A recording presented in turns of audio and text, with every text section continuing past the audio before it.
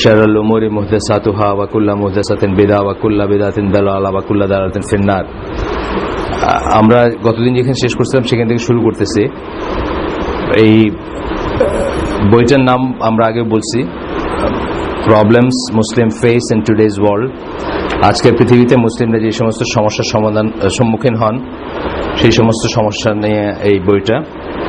আমরা এখন সমস্যার কারণগুলো পড়তেছিলাম। গতদিন আমরা একটা কারণে অবশ্য অনেকটুকু সময় দিছি, দেওয়ার দরকারও ছিল, সেটা ছিল গ্লুটোনি। গ্লুটোনি সোজা বাংলা হচ্ছে খাই খাই করা বা খাওয়ার প্রতি যে এক্সেসিভ ইন্ডালজেন্স, সেটা আমরা শেষ করছি। অনেক কথা বলছি আমরা ওটা নিয়ে, ফুড ইন্ডাস্ট্রি নিয়ে বা ইত্যাদি নিয়ে। তারপরে আমরা হেট্রেড এবং ল্যাক অফ কম্প্যাশন শুরু করছিলাম। হেট্রেড, ঘৃণা, সাধারণ সেন্সে ঘৃণা। এখানে ইসলামে যখন বলা হয় তখন ঘৃণার কথাটা উঠে আসে।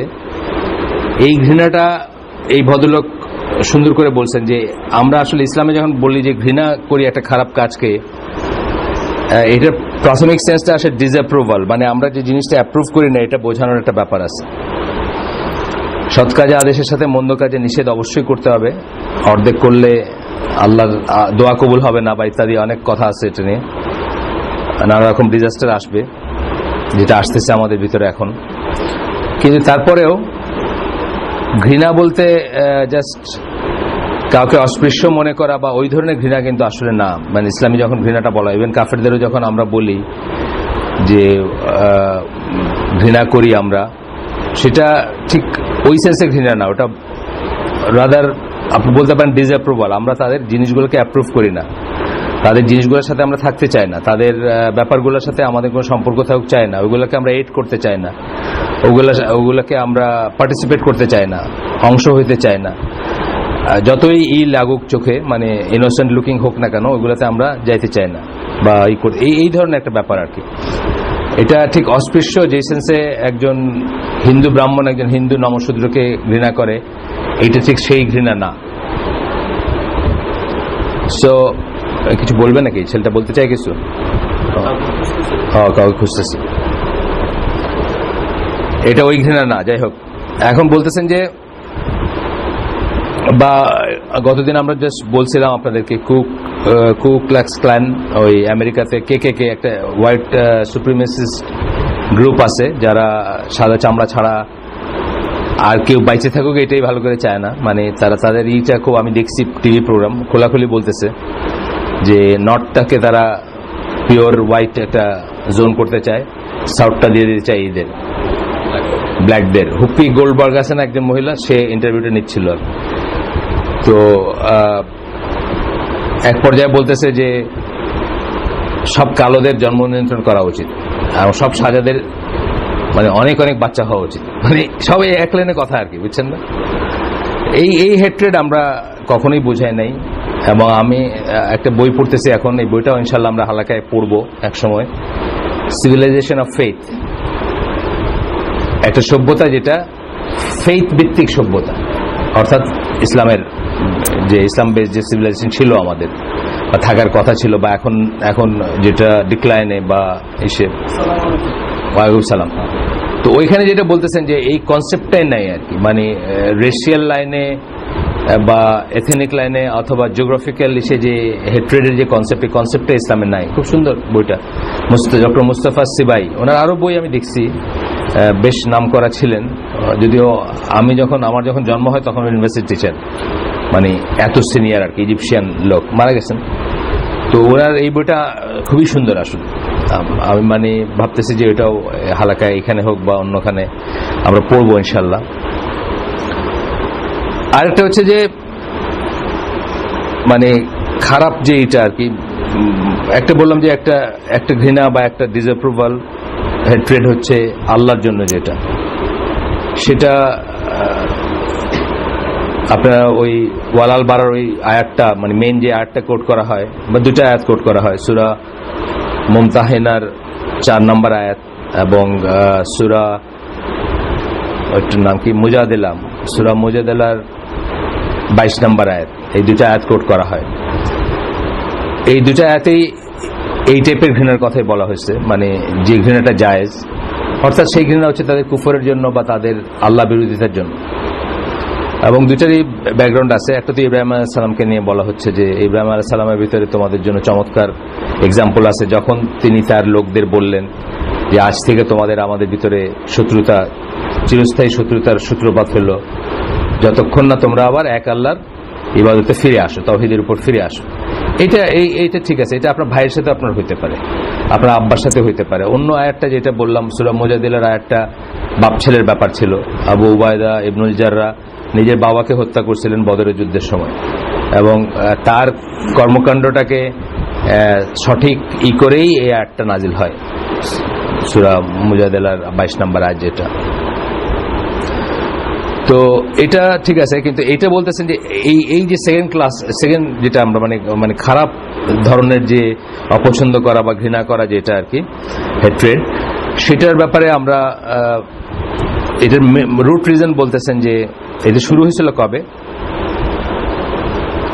শুরু হয়েছিল আদম এবং শয়তান দিয়ে শুরু হয়েছিল। এটা মানে একদম প্রাইমোরিয়াল টাইমে যদি যান আপনি, তো যখন আপনি এমনভাবে কাউকে ঘৃণা করেন যে তার কোনো ভালো চান না, শুধুমাত্র হার্ম চান, তখন এটা এই ঘৃণাটা হয়ে যায়। যেমন একজন কাফিরকে আমরা ঘৃণা করি বা ডিসঅ্যাপ্রুভ করি, বা তার সাথে আমাদের বাড়া যেটাকে বলে বা বিচ্ছেদ বা তার সাথে সম্পর্ক নাই আমাদের, এরকম যে সেন্সটা আসে, সেটার ভিতরেও কিন্তু মানে তার ভালো চাই আমরা। কিন্তু কাফের জন্য কিন্তু দোয়া করা যায় আছে। কিসের দোয়া? হেদায়েতের দোয়া করা যায় আছে। ধরেন আমার আব্বা যদি কাফের হন বা আমার ছেলে যদি কাফের হয়, সে তো আমার রক্ত সম্পর্ক, তার প্রতি আমার একটা টান থাকতেই পারে, তার ওয়েলউইশার আমি হইতেই পারি।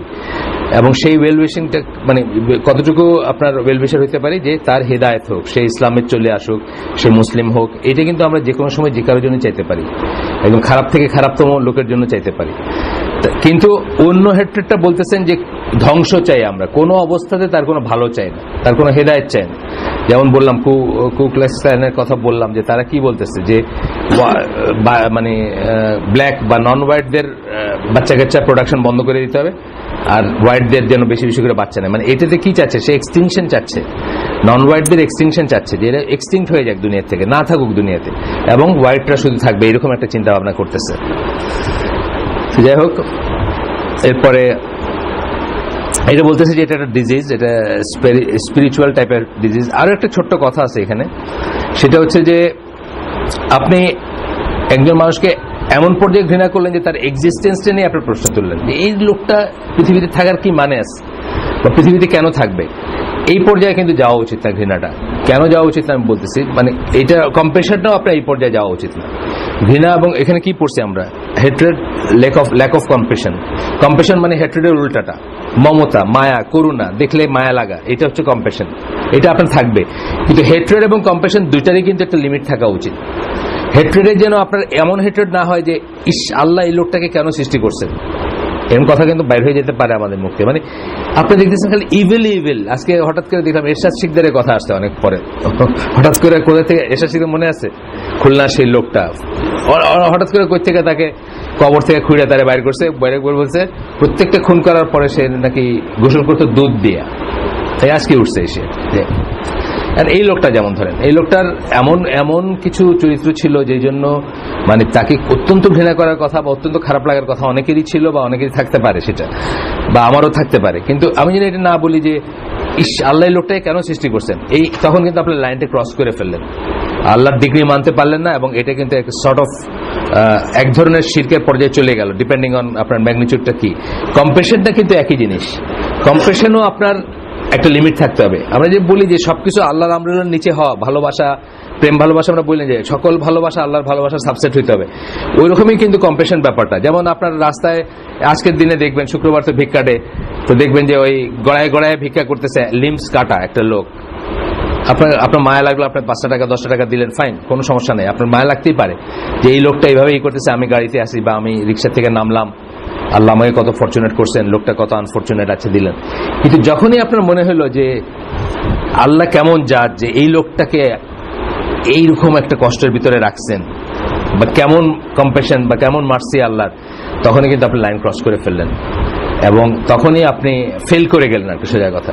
This life is all about test, আমরা মাঝে মাঝে বলি, এবং সেই টেস্টের ভিতরে হেট্রেড এবং কম্প্যাশনও কিন্তু ওই আল্লাহর দেওয়া লিমিটের ভিতরে থাকতে হবে। ওই লিমিট ক্রস করলে কিন্তু আপনি এখানেও টেস্টে হারিয়ে যাবেন, অথবা দেয়ার ইজ এ পসিবিলিটি যে একটা ভালো গুণ, ধরেন আপনার কম্প্যাশনটা তো একটা ভালো গুণ, এইটার জন্য আপনি জাহান্নামী হয়ে যেতে পারেন, চির জাহান্নামী হতে পারে যদি আপনি আল্লাহর ওই গুণগুলাকে কোয়েশ্চেন করতে শুরু করেন। অনেক মানুষ আছে, এটা আপনাদের কাছে এটা একটা ফেমাস গল্প, আমি মানে যারা জানেন না, আপনাদের কে শুনছেন বা কে শোনেন নাই, হালাকাগুলোতে আমি বলে থাকি। এটা হলো যে অনেক আগে যখন আমি টিভি দেখতাম, তখন হলোকাস্ট ভিকটিমদের উপর একটা টিভি প্রোগ্রাম দেখতেছি। এক মহিলা, তার বয়স অনেক, এখন ধরেন যখন আমি টিভিটা দেখতেছি তখন হয়তো সে 70 বা এরকম কিছু, আমেরিকাতে সেটেল, সে সে বলতেছে যে ওই হলোকাস্টের দিনগুলোতে একদিন আল্লাহ বিশ্বাস হারাই ফেলছে সে। ঘটনাটা কি ছিল? ঘটনা ছিল যে ওই কনসেন্ট্রেশন ক্যাম্পে নিয়ে যাচ্ছে জুদের, ছেলে এবং মেয়েকে আলাদা ট্রেনে উঠাইছে। মেয়েদের যে ট্রেনটাতে উঠাইছে সেই ট্রেনে সে ছোট মেয়ে বা টিনেজার বা বালিকা যাই হোক, তো ওইখানে একটা বাচ্চা খুব তারস্বরে, বাচ্চারা আছে না, খুব তারস্বরে কাঁদতেছে ফর নো রিজন, ঠান্ডা করা যাচ্ছে না, মা কিছুতেই পারতেছে না। আমাদের দেখেন ট্রেনে বাসে অনেক সময় দেখবেন যে এমন কান্না দিল যে আপনি এম্বারাস, কিন্তু আপনার এম্বারাস তো সে বুঝতেছে না। আমার ওয়াইফ যেমন আমার মেয়েকে নিয়ে একবার প্লেনে করে যশোর গেছে, আমি খুলনায় ছিলাম, খুলনা মানে মংলায় জাহাজে, তা আমি আসছি ওদেরকে নিতে যশোর এয়ারপোর্টে, সে ঢাকার থেকে এসে গেছে। আমার মেয়ে নাকি প্লেনের প্রথম সেকেন্ড থেকে কাঁদতে শুরু করছে আর নামা পর্যন্ত কাঁদছে আর কি, তারস্বরে, একদম নাক টাক লাল, চোখ টোক লাল, এবং আমার ওয়াইফ কিছুতেই তারা থামাইতে পারে না। নাইমে খুব বকা দিতেছে, অত মেয়ে মানে 2 বছর বা কিছু, বকা দিতেছে যে কি হয়েছিল, মানে সারাটা প্লেন কেছে গরম করে রেখে দিচ্ছে, কিচ্ছু করার নাই, বুঝছেন না? তো এই ধরনের একটা, যাই হোক, মানে ঠান্ডা করতে পারতেছে না। তো একটা নাজি সোলজার নাকি আসলো, এসে ওই মেয়েটাকে, ওই বাচ্চাটাকে ছুটায় নিয়ে গেল, ঠ্যাঙে ধরে একটা ল্যাম্প পোস্টে মারলো মাথাটা, বাচ্চাটা মরে গেল, কান্না বন্ধ হয়ে গেল। তো এই মহিলা বলতেছে শি ওয়াজ জাস্ট এ বাইস্ট্যান্ডার আর কি, মানে জাস্ট দেখতেছিল বা একজন ওয়ান অফ দ্য ট্রেনারি। সে বলতেছে যে আমি ওই দিন আল্লাহ বিশ্বাস হারাই ফেলছি। কেন হারাইছে? ইফ গড ইজ দেয়ার, এই পরিণতি হবে কেন? এই বাচ্চাটা কি দোষ ছিল এই বাচ্চার এইভাবে মরবে কেন?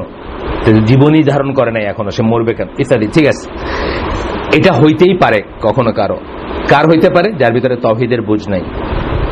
যদি তাওহীদের বুঝ থাকতো তাহলে সে জানতো যে আল্লাহর নামগুলোর ভিতরে একটা নাম হচ্ছে আল্লাহ জাস্ট বা সুবিচারক, আরেকটা পরিচয় হচ্ছে আল্লাহ সবচেয়ে মার্সিফুল। মায়ের মার্সিও আল্লাহর মার্সির কাছে কিছু না। তো সেইখানে আল্লাহ যখন এটা অ্যাপ্রুভ করছেন যে এই বাচ্চাটা এইভাবে মারা যাবে, এটাই তার জন্য সবচেয়ে বড় জাস্টিস এবং বড় মার্সি। এর চেয়ে মার্সিফুল আমরা হইতে পারবো না। এইভাবে চিন্তা করলে কজটা না বুঝলে বা কি হচ্ছে না বুঝলে সাবমিশনটা হইতে পারতো। এই কথাটা জামাল যারা বলতো, তার ওই যে how to approach the Quran and understand it, এরকম একটা বই আছে না, আর কোরআন অধ্যয়ন সঠিক পন্থা, যেটা ইংলিশটা আর কি, ওইখানে উনি করছেন খুব সুন্দর করে, যে সাহাবীদের ভিতরে হয়তো এই প্রশ্নটা কখনো আসছে যে এর কি দোষ ছিল, এ কেন মারা যাচ্ছে, বা ইনফ্যান্ট ওই যে মারা যায় অবস্থায়, বাচ্চা অবস্থায় মারা যায় না, ধরেন স্পেশালি যারা বাবা মা, তাদের যখন একটা মার একটা বাচ্চাকে, প্রথমত হচ্ছে যে বার্থের আগেই সে অনেক কিছু করে ফেলে বাচ্চার জন্য, অনেক কষ্ট, অনেক স্যাক্রিফাইস, নির্ঘুম রাত কাটানো, না খাইতে পারা ইত্যাদি ইত্যাদি গেল। বার্থের পরে মানে প্রত্যেকটা ডে যা অ্যাড হয় সে এটা রিয়েলাইজ করে। কিভাবে রিয়েলাইজ করে? কষ্টের ভিতর দিয়ে রিয়েলাইজ করে, তার কষ্টটা প্রত্যেকটা ডেকে ওই বাচ্চার লাইফে অ্যাড করে কিন্তু, তাই না? রাত্রে ঘুমায় নাই, খাইতে পারে নাই, খাওয়াইতে পারতেছে, মানে যাই বলেন, মানে গোসল করতে পারলো না সময় মতো। আমাদের যে লাইফ, তার লাইফে আলাদা না একটা। এইটাই যখন ধরেন 2, 3, 4 বছর হলো, পাট করে একটা বাচ্চা মারা গেল, এই মাটার কাছে মনে হইতেই পারে যে স্যার দুনিয়াটা মিনিংলেস, কিন্তু স্টিল তার মনে রাখা উচিত যে এই বাচ্চার আসল মানে পালন করতে হচ্ছেন আল্লাহ। এর প্রতি মায়ের চেয়েও বেশি মার্সি আল্লাহর, এবং আল্লাহ সবচেয়ে ভালো জানেন কখন তাকে নেওয়ার সময় বা কখন তাকে নেওয়ার ঠিক সময়। এইটাই বলতেছিলেন জামাল যারা বলছে যে আরব দেশে তখনকার মানে আল্লাহ রাসূল সাল্লাল্লাহু আলাইহি ওয়াসাল্লামের সময় সাহাবীদের ভিতরেও হয়তো কারো মনে এই প্রশ্ন আসছে যে এই বাচ্চাটার কি দোষ, কিন্তু সাথে সাথে উনি সাবমিট করতে পারছেন এই জন্য কারণ ওনারা তাওহীদ বুঝছিলেন, তাওহীদের মিনিং কি বুঝছিলেন। আমরা যেহেতু তাওহীদ পড়াশোনা করে আসি না বা জেনে বুঝে তাওহীদের ভিতরে দাখিল হই না, সেই জন্য আমাদের এই সমস্ত সমস্যাগুলো আর একটু বেশি বা আরো ডিপার আর কি। আমরা অনেক সময় কোয়েশ্চেন করে ফেলি যে এটা এরকম কেন, এটা এরকম হবে কেন, তাইলে এটা এরকম হবে কেন, আমার কি দোষ ছিল বা ইত্যাদি, এইসব কথাগুলো চিন্তা করার ব্যাপার আছে। যাই হোক, ল্যাক অফ কম্প্যাশন, কম্প্যাশন জিনিসটা আস্তে আস্তে মরেই যাচ্ছে আমাদের। এটা নিয়ে আগে আমরা কথা বলছি, এখনো কম্প্যাশনের একটাই হচ্ছে যে মানুষের সাথে উঠা বসা চলাফেরা করতে হয়।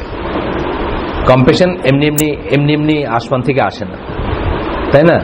আপনি যদি ধরেন ফর এক্সাম্পল পশু পাখির কথাই বলি, আপনারা, আমার ছোট ভাই যে আর্মিতে ছিল মারা গেছে, সে মুরগি পালতো একটা সময়, মানে মুরগি মানে দেশি মুরগি হাউস যা থাকে, এবং সেই মুরগি সে খাইতে দিত না, এবং খাইতে গেলে সে কাঁদতো। মানে সেই মুরগি খাইতে যেদিন জব করা হইতো আমরা খাইতাম না যে তা না, আর হারাম জ্ঞান করতাম না, কিন্তু সে কাঁদতো। এই জিনিসটা কেন হয়েছে? তার একটা মেলামেশা ছিল, গিভ অ্যান্ড টেক ছিল। সে এত ধরেন গম দিচ্ছে, মুরগিগুলো এসে খাইতেছে, কথার কথা। এইটা ছাড়া কিন্তু কম্প্যাশন হয় না। তো এখন কম্প্যাশন মরে যাওয়ার ওয়ান অফ দ্য রিজনস হচ্ছে আমাদের ভিতরে কিন্তু মেলামেশা অ্যাকচুয়ালি নাই। মেলামেশাটা কমে, মানে কিন্তু জিরোতে চলে গেছে অলমোস্ট। আমরা যারা আল্লাহ রহমতে 5 ওয়াক্ত সালাত করি বা মসজিদে যাই, তাদের তাও কিছুটা আছে, কিন্তু বাকিদের কথা আমি বলতেছি যে একেবারেই জিরো হয়ে যাওয়ার কথা। কারণ আমার এই যে 20টা অ্যাপার্টমেন্টে যে 20টাই থাকে, ফ্যামিলি থাকে, ইজ ভেরি লাইকলি যে একজন অ্যাপার্টমেন্টের বাসিন্দা হয়তো 20টার, বাকি 19টার কারণ আমি জানি না গৃহকর্তা কে। এটা এই লাইফস্টাইল কিন্তু আগে ছিল না। এই যে গিভ অ্যান্ড টেক কমে যাইলে কিন্তু কম্প্যাশনও কমে যায়। ওই যে কম্প্যাশনটা আমার ছোট ভাইয়ের কথা বলতেছে হয়েছে। আরেকটা লোক যে জীবনে কোনোদিন মুরগি পালে নাই, মুরগি দেখে নাই, বা মুরগি রেস করা দেখে নাই, ওইটার সাথে তার কোনো পরিচিত না। ও শুধু ওই দোকানে যায় আর ড্রেস করা চিকেন কিনে নিয়ে আসে, তার কিন্তু এটা হবে না কোনো। মানুষের বেলাও ঠিক তাই। মানুষের ভিতরে আপনি যখন ডে ইন ডে আউট একটা লোকের পাশে নামাজ পড়তেছেন, কালকে দেখছেন লোকটা ঠিক মতো নামাজ পড়তেছে, ইয়াং তাগড়া লোক, আজকে দেখতেছেন হঠাৎ চেয়ারে বসে পড়তেছে, আপনার মনে কিন্তু আসবেই জিনিসটা যে হোয়াট ওয়েন্ট রং। আচ্ছা, এটা জিজ্ঞেস করি, ভাই আপনার কি হয়েছে? এইভাবেই কিন্তু কম্প্যাশন আসে, এইভাবেই। এই জন্য ইসলামের সব ব্যাপারগুলো কালেকটিভ। আবার আপনাদের অনেকবার আগে বলছি, আবারও বলতেছি, আপনি যখনই ইন্ডিভিজুয়ালিস্টিক কিছু করতেছেন, আপনি মনে করবেন যে আপনি ইসলামের মানে ধ্যান ধারণার বাইরে আছেন। ইসলামের যে লাইফস্টাইল, ইসলাম যে জীবন যাপন চায় আপনার কাছে, তার চেয়ে বাইরে আসে না। অফকোর্স আপনার একদম প্রাইভেট লাইফকে ইসলাম অ্যাকনোলেজ করে, সেটা ডিফারেন্ট জিনিস। আপনার ঘরের ভিতরে বেডরুমে আপনি আপনার ওয়াইফের সাথে কি করছেন, এটা আবার কালেকটিভ কিছু না, এটা ইন্ডিভিজুয়ালিস্টিকই। কিন্তু আমি বলতেছি যে এছাড়া জীবনের বাল্ক অফ দ্য টাইম বা বাল্ক অফ দ্য অ্যাক্টিভিটিস কিন্তু কালেকটিভ। আপনার সালাত কালেকটিভ, আপনার তারাবি কালেকটিভ, আপনার জাকাত কালেকটিভ, আপনার হজ কালেকটিভ, আপনার ঈদের নামাজ কালেকটিভ, আপনার ডেইলি 5 ওয়াক্তের সালাত কালেকটিভ, এভরিথিং ইজ কালেকটিভ। তো কালেকটিভ হইলেই কিন্তু আপনার রাইট এন্ড রেসপন্সিবিলিটি চিন্তা আসবে, আপনার সবাইকে নিয়ে চিন্তা করার একটাই থাকবে। আর আপনি যদি অ্যাপার্টমেন্টের একটা রুমে 20 বছর ধরে ওই রুমের ভিতরে আপনি বন্দি এই সেন্সে যে আপনি শুধু কাজে বাইরে গেছেন, আবার এসে ওখানে ঢুকছেন, কারোর সাথে কোনো মেশামেশি নাই, গিভ অ্যান্ড টেক নেই, আপনার কিন্তু এটা আসবে না, তাই না ব্যাপারটা? মানে এইভাবে আমরা কি হচ্ছে, আমরা কম্প্যাশন লেস একটা জাতি হয়ে যাচ্ছি, হয়ে গেছি অলরেডি আমরা। মানে আমাদের সৌদি আরবে গেলেও একটা মানে রোজার দিনে বা অন্য আদারওয়াইজ অন্য সময় আপনি দেখবেন যে সমস্ত জিনিসগুলো আমরা দেখি, এগুলা আমাদের দেশে এক সময় ছিল। আমার দেশে এক সময় ছিল যে গ্রামের যার যা আছে সেটা দিয়ে সে ইফতারি মসজিদে পাঠাইতেছে, আর একদম ওয়েফেয়ারার যারা রাস্তার মানুষ হেঁটে যাচ্ছে তারা বসে খাইতেছে, কোনো সমস্যা ছিল না। আস্তে আস্তে কিন্তু জিনিসগুলো উঠে গেছে আমাদের। এখন মানুষের মানে টাইম ইজ মানি অথবা হোয়াটস ইন ইট ফর মি, এই প্রশ্নটা আসে ভিতরে। এখন কিন্তু মানুষকে ধার দেয় না, খুব রেয়ার দেখবেন ধার যে জিনিসটা ছিল, কোনো কোয়েশ্চেন না জিজ্ঞেস করে যে পয়সা দেওয়া ছিল, এটা কিন্তু কমে গেছে। এখন মানুষ চিন্তা করে কি যে এটার ভিতরে আমার কি আছে। একটা আমাল আয়সা বললো যে আমার তো ক্যাপিটাল নাই, আপনি আমাকে কিছু ক্যাপিটাল দিবেন, 1 বছর পরে আপনার এটা ফেরত দিয়ে দিব। আমি তারে প্রস্তাব দিতে চাই যে না ঠিক আছে, আপনি একটা কাজ করেন, আপনি আমার পার্টনার বানায় নেন। আপনি আমার পার্টনার বানায় নেন, আপনার আম থেকে যদি ধরেন 100 টাকার ভিতরে যে আপনার 20 টাকা হয়, তা আমার 10 টাকা দিয়ে, মানে এইটা হইলে আমি দেওয়াটাকে মোটামুটি একটা জাস্টিফাইড মনে করি। কিন্তু কোনো কারণ ছাড়া কিছু দেওয়া, ধার দেওয়া, এইগুলোর কনসেপ্টগুলো উঠে যাচ্ছে। এগুলো কিন্তু বেসিক রিজন হচ্ছে এইটাই যে শেয়ারিং কেয়ারিং নাই, গিভ অ্যান্ড টেক নাই, আত্মাগুলার ভিতরে যোগাযোগ বন্ধ হয়ে গেছে, কমিউনিকেশন নাই, রূহগুলো আত্মাগুলোর ভিতরে, সেলফগুলোর ভিতরে কোনো কমিউনিকেশন নাই, প্রত্যেকটা প্যাকেট সেলফ আর কি, বুঝছেন না? এই জন্য দেখেন নামাজ, যে মসজিদে 5 বছর নামাজ পড়েন, কারে আপনি কিছু জিজ্ঞেস করেন না। এখন কিন্তু মানে যদিও এটাতে হওয়া উচিত ছিল না, কিন্তু এটা হয়ে গেছে। বিকজ আপনি অন্যান্য ফিল্ডগুলোতে আপনি খুব সেলফিশ, আপনি খুব ইন্ডিভিজুয়ালিস্টিক, আপনি নিজের বাইরে কিছু চিন্তা করেন না। নামাজটা আপনি কোনো মতে জানার পরে বাইরে আসেন আর মানে ওইখানে কে কি হলো, কে না আসলো, কে কি করলো, কে চেয়ারে বসে পড়তেছে আজকে, এইটা নিয়ে আপনার আর অত সময় নাই। স্পেশালি যত ইয়াং আপনি তত আপনার কম্পিটিশন কম আর কি এখন। আবার যদি ইসলাম আপনাকে ভিতর দেয় সেটা অন্য জিনিস, বাট এটা একটা ব্যাপার। যাই হোক, এইটা নিয়ে কথাবার্তা বলতেছিলেন কিছু। এখানে বলতেছেন যে একটা এক্সাম্পল বলতেছেন যে উনি মুসলিম কিন্তু ওনার ফ্যামিলি হলো খ্রিস্টান, এই লেখক the converted Muslim. Some of them profess believe in Trinity. কেউ কেউ এখন আছে যারা ট্রিনিটিতে বিশ্বাস করে, মানে ওই মুশরিক শিরক আর কি, সোজা কথা। তিনটা, God the Father, God the Son and Holy Ghost, Holy Spirit ইত্যাদি। যাই হোক, বা অনেকে আবার ডিবেটেড হয়ে মারিয়ামকেও একজন মনে করে আর কি। ট্রিনিটির ভিতরে কনসেপ্ট আবার তফাৎ আছে ওদের। আবার অনেকের আবার মাকেও তারা ইনক্লুড করে ফেলে, কোন সেক্ট আর কি, ক্যাথলিসিজমের কোন সেক্ট বা মাকেও ইনক্লুড করে ডিভাইনিটিতে। যাই হোক, তো বলতেছে যে তারা এখনো ঈসা আলাইহিস সালামের কাছে প্রে করে, মানে প্রার্থনা করে, সেন্টদের কাছে প্রার্থনা করে। আপনি জানেন যে ক্যাথলিকদের অনেক নাম করা সেন্ট আছে, যাদের আমরা যেরকম আমাদের শাহজালাল সাফরান আছে, ওদেরও শাহজালাল সাফরান আছে। যাই হোক, মানে ওদের ফর্মে ওদেরটা আছে আর কি। আমাদের আরো বড় বড় আছে না, আমাদের সবচেয়ে বড় হচ্ছেন মানে শিরকেরই হচ্ছেন আব্দুল কাদের জিলানী হচ্ছেন সবচেয়ে বড় আর কি, মানে ইউনিভার্সাল শিরক এলিমেন্ট আর কি। যাই হোক, ওরা সম্বন্ধে ছোটবেলায় আমরা শুনছি, এই যে সিলেটে বড়, মানে সিলেটে বড় না, মানে সিলেটে যাইতাম যখন, ঢাকায় বড় হয়েছি, বাট সিলেটে অনেকদিন থাকতাম। আমার আম্মা নাইর করতে যাইতো, 1.5 মাস 2 মাস 3 মাস থাকতাম। তো সিলেট থেকেই শোনা এটা প্রথমে, যে আগের দিনে নাকি অজু ছাড়া ওনার নাম নিলে মাথাটা পড়ে যেত। আর এখন দিন কলিকাল আসছে, এখন যুগটা চেঞ্জ হয়ে গিয়ে লাইট হয়ে গেছে, এখন একটা পশম পড়ে যায় আর কি গাছ থেকে, ওনার নাম যদি অজু ছাড়া ধরা করা হয়।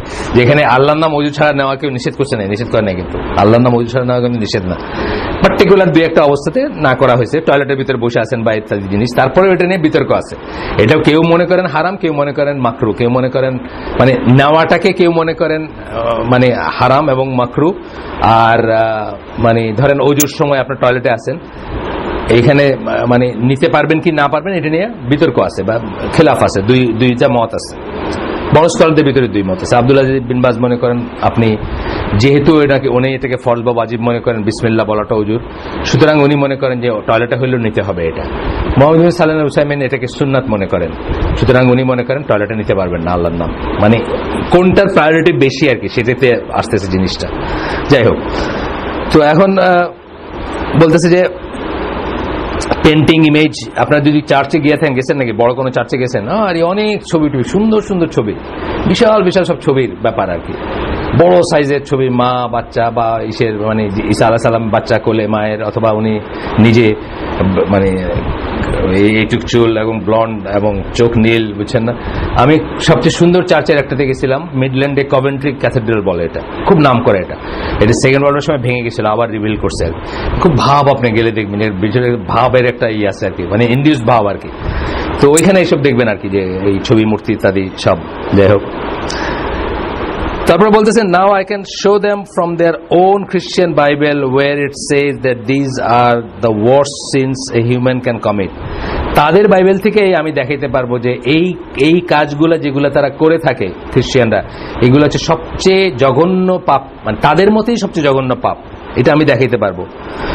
তারপরে বলতেছেন যে I can show them where their own Bible teaches that doing this is worse than murder, rape, genocide, adultery.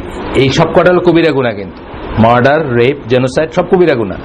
এইগুলার চেয়েও খারাপ আমরা যেটা আমাদের যে কনসেপ্টটা আর কি, আমাদের যে কনসেপ্টটা হত্যার চেয়েও খারাপ। শিরক, হত্যার তো আপনার আছে, হত্যার তো আপনার সেটেলমেন্ট আছে, শাস্তি আছে, কিসাস আছে। আপনাকে স্টিল মুসলমান ধরা হয়, তাই না? হত্যা মানে আপনাকে স্টিল মুসলমান ধরে। আপনি মৃত্যুদণ্ড কার্যকর করলে আপনার কি করে? কবর দেয় না, নিয়ে কবর দেয়, কারণ আপনাকে স্টিল তারা মনে করতেছে যে আপনি মুসলিম, বা স্টিল ইসলাম মনে করে মুসলিম, বা ইসলামের আহলে সুন্নাত জামা মনে করে সে মুসলিম। একজন হত্যাকারী স্টিল মুসলিম, কিন্তু একজন মুশরিক তো আর স্টিল মুসলিম না। একজন মুশরিক হয়ে গেলে যদি সে মারা যায়, তার কোনো জানাজা নাই, তার কোনো ইনহেরিটেন্স নাই, তার সাথে আপনার কোনো লেনদেন নাই। এই কথা বলতেছেন যে আমি দেখাইতে পারি। আই হেট দিস বিলিভস, তারা যেগুলো এই করে, মানে yet they still do this, কিন্তু তারা এগুলো করেই যাচ্ছে। মানে আমার বাপ মা, উনি বলতেছেন আর কি, ওনার ফ্যামিলি, বলেন না এক্স্যাক্টলি কে কে, কিন্তু ওনার ফ্যামিলি মেম্বাররা সব খ্রিস্টিয়ান, এখন তারা ওগুলো করেই যাচ্ছে। আই হেট দিস বিলিভস, আমি এগুলোকে অবশ্যই ঘৃণা করি এবং এই প্র্যাকটিসগুলোকে ঘৃণা করি, কিন্তু I still care for them, বাবা মা কাফির হলে কিন্তু করতে হবে, কেয়ার করতে হবে, তাই না? আল্লাহ রসুল বলছেন না, আল্লাহ রসুলের দুজনেরই মানে ইচ্ছা বা দুজনেরই সেইং যে বাবা মা কাফির হইলেও তাকে এই দুনিয়ায় তাকে রেসপেক্ট করতে হবে। ওই যে শিরক করলে বলছেন না যে ওই একটাতে বলছেন যে শিরক মানে আল্লাহর এগেইনস্ট ই করতে গেলে সেটা মানবা না, কিন্তু এই দুনিয়ায় তাদের সাথে ভালো বিহেভ করতে বলা হয়েছে, ওই আয়াতটাতেই বলা হয়েছে। আর রাসূল সাল্লাল্লাহু আলাইহি ওয়াসাল্লামের তো কথা আছে, অনেক কথা আছে। তো বলতেছেন যে since I still care for them, আমি এখনো তাদের জন্য কেয়ার করি, আমার বাবা আমার মা তারা জাহান্নামী হোক, এটা আমি চাই না। অফকোর্স সবচেয়ে ভালো এইটাই, আপনি কারোর জন্য সবচেয়ে মায়া বা সবচেয়ে স্নেহের সবচেয়ে বড় নিদর্শন হচ্ছে যে তাকে জাহান্নাম থেকে বাঁচাবেন, এটা আমরা অনেক বলছি আগে। আর যত আদর দেখেন এইসব আদর মিনিংলেস, এই আদর কইরা বাকি আদরগুলো হইলে মিনিংফুল, আর এটা না করে যত আদর করতেছেন সব মিনিংলেস। মানে আমি অনেক সময় বলছি, আপনাদের আগে বলছি যে আমি আমার কথাই বলছি যে আমাকে যখন খুব রেয়ার কেউ কিছু একটা খাইতে দিত, ধরেন একটা সুইস চকলেট বা একটা কিছু যেটা আমি সচরাচর পাই না, তা আমি ওটা রেখে দিই যে আমি সবচেয়ে ভালোবাসি যাকে তাকে দেওয়ার জন্য, অর্থাৎ আমার বাচ্চা বা আমার নাতি অথবা হোয়াটএভার, যেই মানে এই চেনে যারা আছে তাদেরকে। এই চকলেট কিন্তু তাকে আগুন থেকে বাঁচাবে না। এই চকলেট সত্ত্বেও আমার চিন্তা করা উচিত যে তার এই যে তুলতুলে হাতটা যেটা ধরে আমি মনে করি যে আমার মার্সি উতলায় উঠে ভিতরে কম্পেশন, এই হাতটা জাহান্নামের আগুনে পুড়বে, এটা আমার মনে করা উচিত, যদি না আমি তাকে সঠিক পথে পরিচালিত করি বা আল্লাহর কাছে চাই, বা আল্লাহ যদি তাকে সঠিক পথে পরিচালিত না করেন তাহলে এটা জাহান্নামের আগুনে ইটারনাল টাইমের জন্য জ্বলতে থাকবে।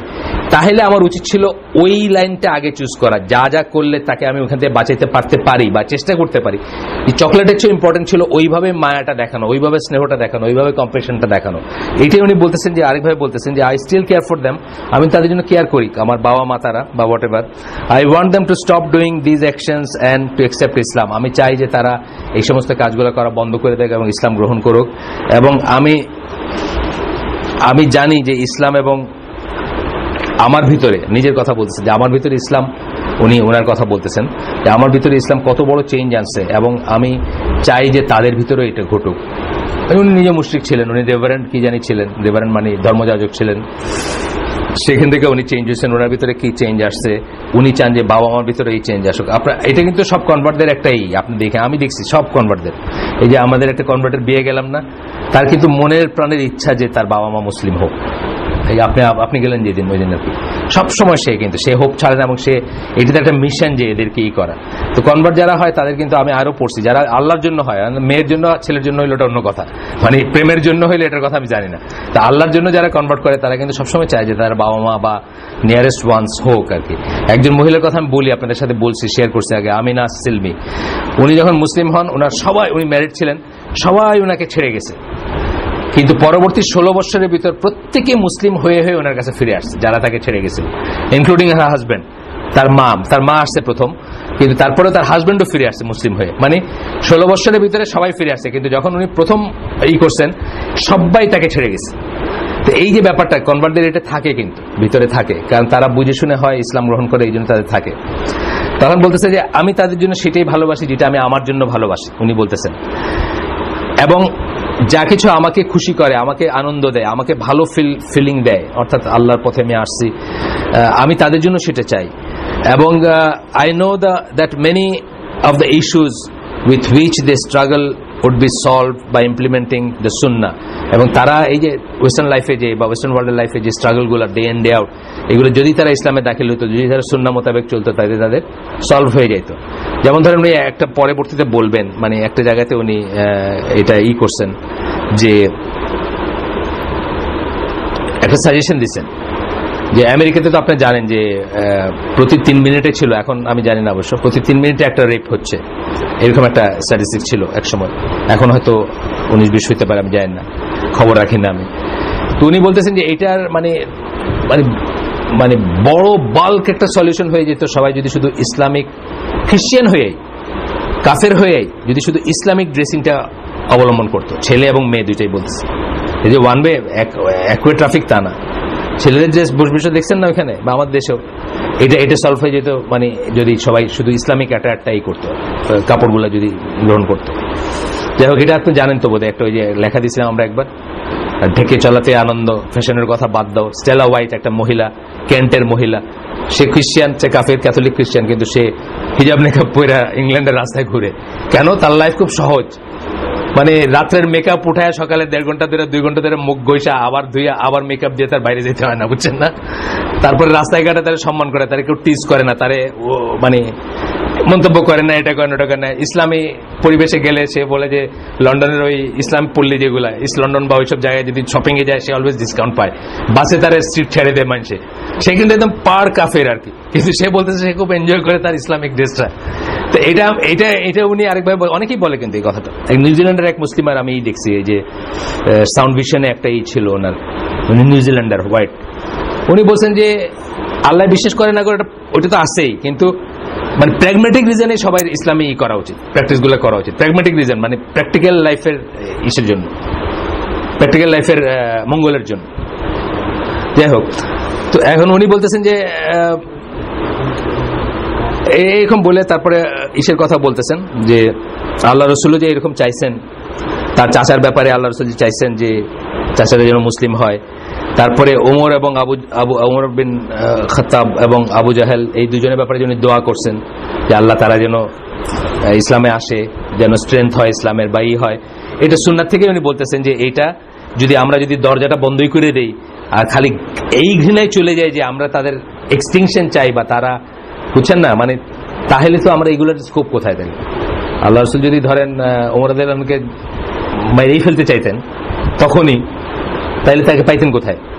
তার মানে একটা উইন্ডো রাখতে হবে।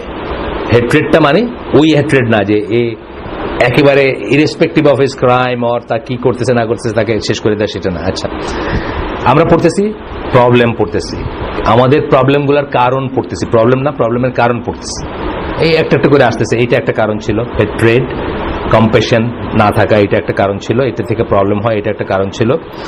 এখন হচ্ছে ইগনোরেন্স। ইগনোরেন্স তো আসলে মানে মাদার অফ অল প্রবলেম বলতে পারেন আপনি।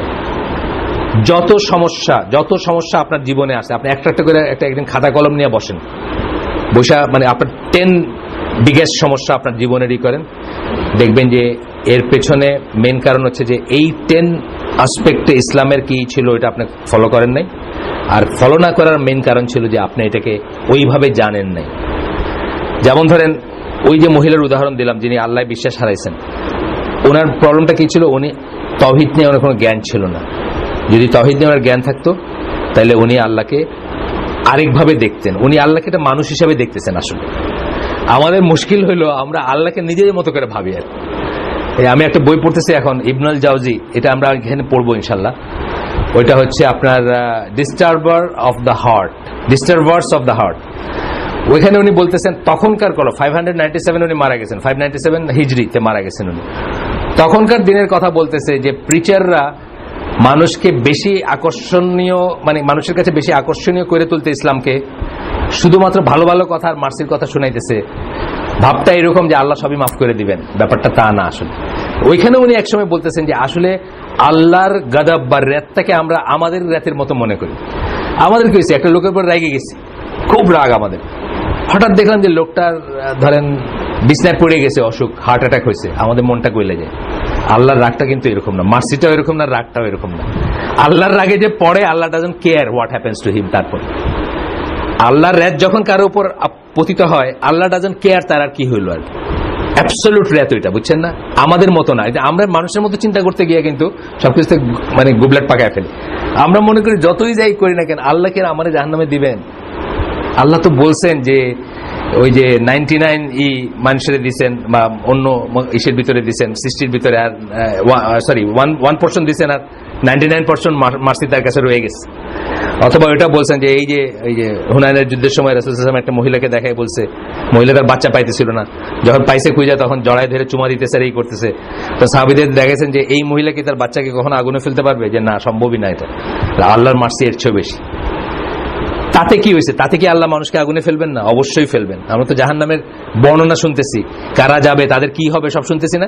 এটা এই জন্য যে আল্লাহর মার্সি যেমন আপনার মতো না, আল্লাহর রাগটাও কিন্তু আপনার মতো না।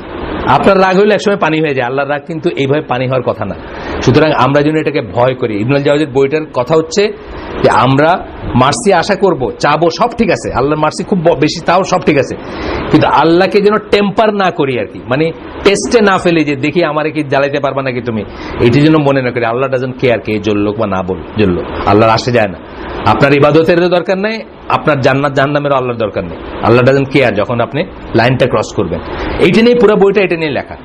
তো উনি বলতেছেন যে আজকের দিন দেখলে উনি কি বলতেন আমি জানি না, ওই দিনেই বলতেছেন যে প্রিচাররা খালি সৎ কাজে আদেশ দেয়, মন্দ কাজে নিষেধ দেয় না। খালি প্যালেটেবল করতে গিয়ে ইসলামরে খালি মায়া মায়া দয়া আর মার্সি করতে করতে আর বাকিটা নাই, কিন্তু উল্টাটাও বলতে হবে, নাইলে এই পরিণতি হইতে পারে যেটা খ্রিস্টানদের হয়েছে। মেইনলি তো খ্রিস্টানদের এই পরিণতি হয়েছে, মানে জিসাস লাভস, বাস শেষ, আর কিছুর দরকার নেই। আমি জিসাসকে ভালোবাসি, জিসাস আমার ভালোবাসে, আর বাকি যা লুচ্চামি যা করার করে যাও, জিসাস ওই দিন তোমার সালভেশন তোমারে বাঁচায় নিবেন আর কি। এটা হলো তাদের জীবন দর্শন বলতে পারেন না। তো বলতেছেন যে there is a hidden danger, you may begin to follow the letter of the law while neglecting the spirit of the law. এটা বলতেছেন কি প্রসঙ্গে? জুরিসপ্রুডেন্স এবং শরিয়া প্রসঙ্গে বলতেছেন যে the cure of ignorance is knowledge. cure of ignorance কি আমরা আগে বলছি, ইগনোরেন্সের কি নলেজ। আমরা আগে বলছি, অন্য প্রসঙ্গে বলছি, আমরা বলছি যে মানুষের অন্তরের রোগের ভিতরে প্রধান দুইটা রোগ হচ্ছে শাহাওয়াত এবং শুবহাত। শাহাওয়াত হচ্ছে কাম, ক্রোধ, মোহ, লোভ, যেগুলো আমাদের ভিতরে আছে, সবাই আছে আমাদের ভিতরে। এগুলো আমরা করে বসি, একটা একটা একটা দুর্বল সময় কখনো একটা খারাপ কাজ করে বসি। ধরেন ছোটবেলায় নেইবারের গাছ থেকে একটা আম পাড়ে খাই ফেলছি, ধরেন এটা কি একটা লোভ, তো এটা লোভের থেকেই তো হয়েছে জিনিসটা। এই জিনিসটা যখন আমরা করি, লোভের কোনো কাজ বা কাম, ক্রোধ, মোহ, এগুলোর যখন কেউ কোনো ইন্ডালজ হয় কোনো কিছুতে, তখন কিন্তু তার ভিতরে একটা অপরাধ বোধ থাকে, এবং সে কখনো সেই অপরাধ বোধের বশবর্তী হয়ে কিন্তু এটা ত্যাগ করতে পারে। আল্লাহ দিয়ে দিয়েছেন ফিতরাতে এটা আপনার ভিতরে, ঠিক আছে। কিন্তু শুবহাত হচ্ছে সন্দেহ, আল্লাহ সন্দেহ, আল্লাহর দিনে সন্দেহ, আল্লাহ যা বলছেন সেই ওয়াদায় সন্দেহ, আল্লাহ যে ধমক দিচ্ছেন সেটাই সন্দেহ, আখিরাতে সন্দেহ, ইত্যাদি ইত্যাদি ইত্যাদি। তো এই সন্দেহের কথা স্কলাররা বলেন যে এটা অত্যন্ত, মানে দুইটা রোগের ভিতরে এটা অনেক বেশি মারাত্মক, কারণ এটা মানুষকে ওইভাবে কুড়ে খায় যেভাবে ঘুন পোকা কাঠকে শেষ করে দেয়। ঘুন পোকা কাঠকে শেষ করলে আপনারা দেখছেন, হয়তো যারা দেখছেন, একটা স্ট্রাকচার দাঁড়ায় আছে, একটা টোকা দিলেন, পুরোটা পড়ে গেল। আপনার ইমানের অবস্থা এরকম হয় যে আপনি হাঁটতেছেন, ফিরতেছেন, মসজিদে যেতেছেন, দাঁড়িয়ে রাখছেন সব, কিন্তু ইট জাস্ট একটা টোকার অপেক্ষায় আছে যে একটা টোকা আর আপনি কাফের হয়ে যাবেন সন্দেহ থেকে। যেটা হয় এইটার এলাজ বলছেন নলেজ, এটার মানে শিফা বা এটার কিওর হচ্ছে নলেজ।